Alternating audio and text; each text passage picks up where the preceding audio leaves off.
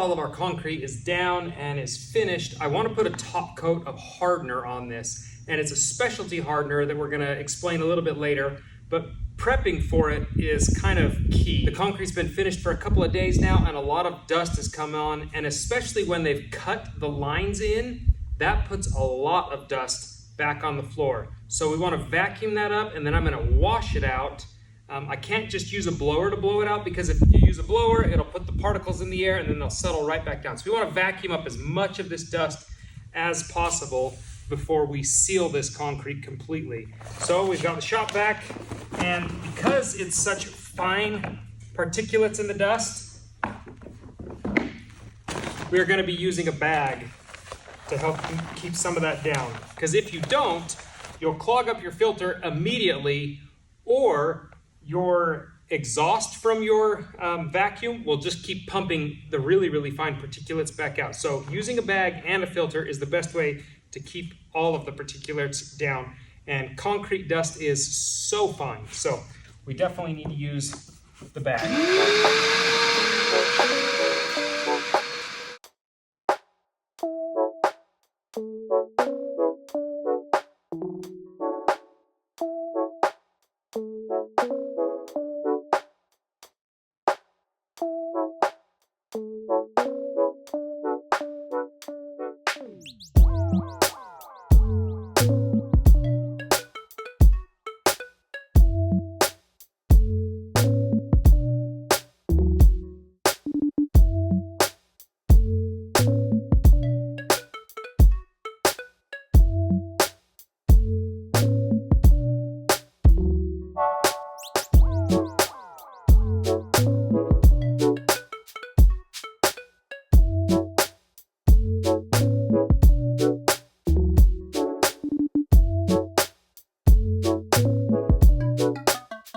All of the cracks have been vacuumed out because the slurry and powder will form at the bottom. So we vacuumed those out really good, swept it down, but you can still see there is a ton of dust and dirt on this, and the water will actually help get rid of that.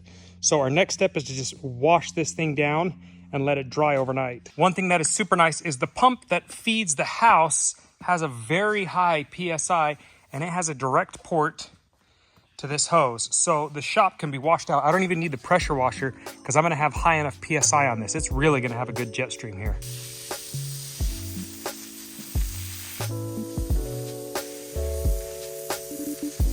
So that is a good sign. All of the water is making its way to the exit of the shop. That feels good.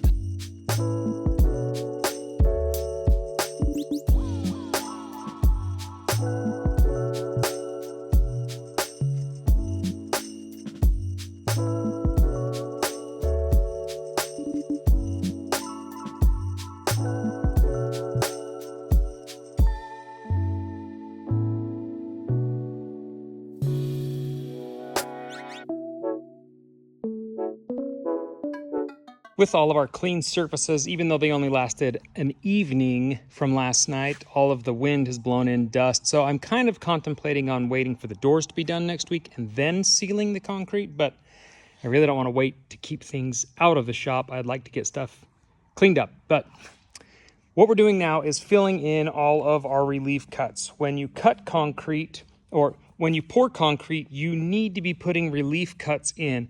It's not a matter of if concrete will break, it's a matter of when and where. And what you're trying to do with the relief cuts is dictate where it's going to break. Give it a place for it to put its crack that it's going to put in. It's not a guarantee, but if you've put in relief cuts and relief joints, it is typically where it will crack. Case in point, hopefully the wind's not too bad, but this relief joint has already cracked, and it's probably going to continue to crack. But that's okay. We intended for it to crack there, so it's not a problem. We've done the same thing in here. What we want to do, though, is fill up all of these cracks with a caulking. We call it Sikaflex, and we want to use that for two reasons. One, so that dirt and debris don't go down in there and start causing any kind of separation later on. And two, it makes the floor more smooth and cleaner. It just helps from those cracks possibly chipping and chafing off later on. Those are about a 2-inch deep cut that we've put in there, and I don't want to fill that up. There's 800 linear feet of cut. We don't want to fill that up with Sikaflex. It's very expensive. So you put in this really, really cheap backer rod, stuff that down into there so it's only down a 1/2 inch, then you're only putting maybe a 1/2 inch of caulking on top of it, which is why we had to scrub them and clean them out so well yesterday. They make a tool that actually works well for this, and if I was doing this for a living, I would probably go buy that tool, but this is just a cheap screen press for putting your window screens in, and it was like $3, totally worth the money. So what I'm gonna do is set it down in, and as I push it, I try to be in the middle, but what happens is you get to a side and this stuff wants to twist.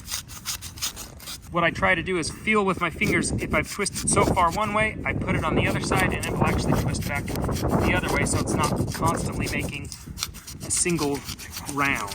And I've honestly only found one way to do this, and that's just to get on the floor, walk on your knees a little bit. I'm holding my weight with my arm, so I'm not holding my body up. It's just a lot easier, and it just zips through.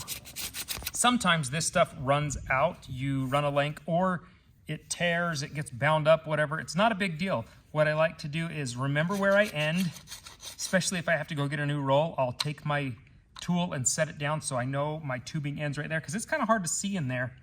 But if I know I've got to start a new piece, I'll try to backlap just a little bit, just in case.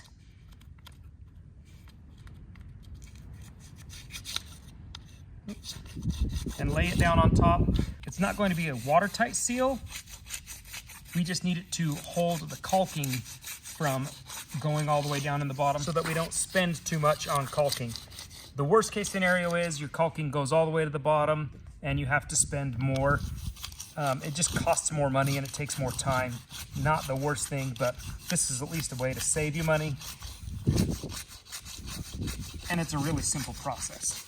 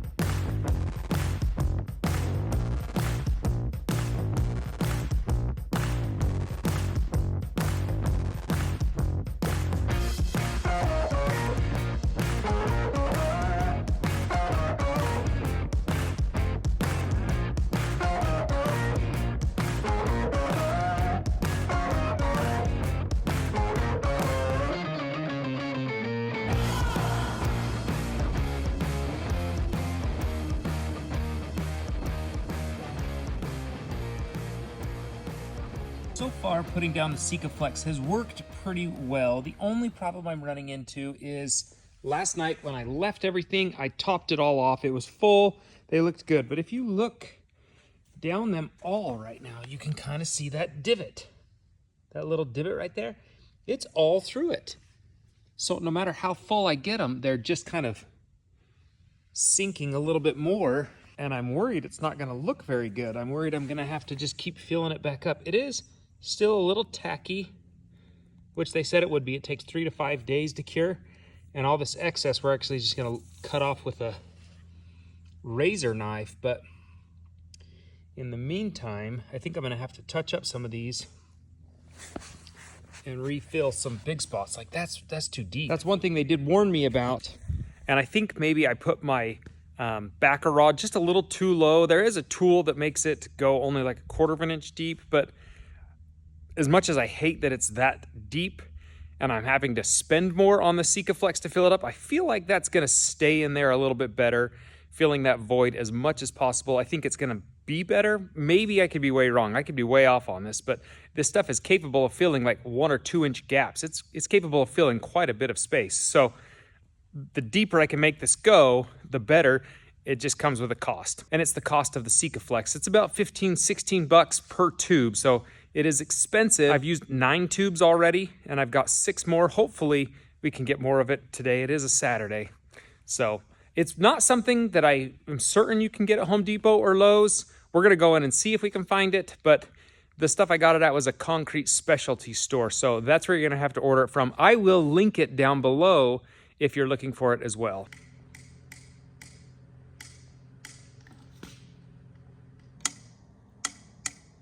As I'm pumping this stuff out, I'm trying to let it sit on top, like go a little bit above, so that it will hopefully sink down and fill in the void. I want it to be very full so that when we cut it off, it's flush with the concrete. There's not a divot. 3/4 of the shop is done with our Sikaflex, but what we realized is I think we've been putting the backer rod way too low. So it was probably 3/4 of an inch low when I think it only needs to be maybe 3/8 of an inch. And so we used up way more caulking than we needed to. Maybe that's a good thing. Maybe those will be better lines in the long run, but I'm seeing it still sink, whereas these lower ones that are shallower, I'm not seeing as much sinking. So putting the backer rod more shallow would be better. I can't find any 1/4 inch backer rod in any stores. It is the weekend. I don't want to wait till Monday. So what I'm gonna do is go through and kind of pull that other stuff back up, and then we'll like put it back to its original or to a better height. And I think that will work. It is fairly movable, malleable. It can handle being kind of worked a little bit or tooled with a little bit. So I think that's what we're gonna try and do. Cody is using a much shallower tool. It's only putting it down maybe 3/8 of an inch, which I think is what we should have done in the first place.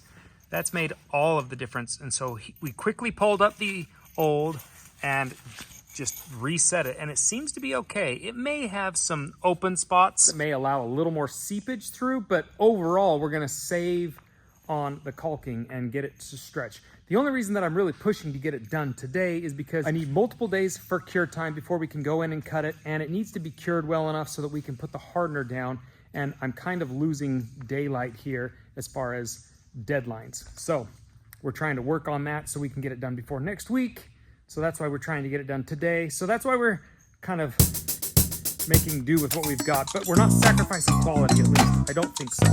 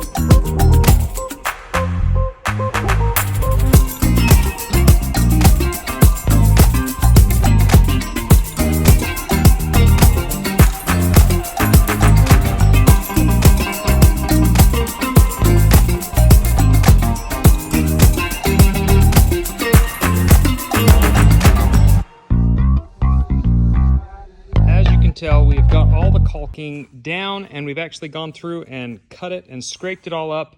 I don't know if that was the best method. I think it was the simplest.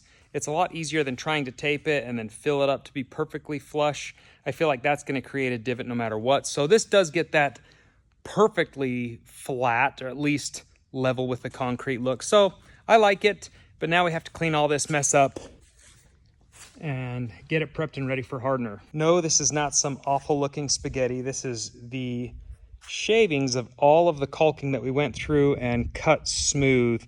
And it really does feel nice. As we were sweeping it, it felt a lot better. So I'm really happy that we did that process. There are a few spots that have still sunk, and so I think later on I'll probably go in and just see if I can touch them up, put a little more on, let it cure for a couple days, and then see if I can shave it again.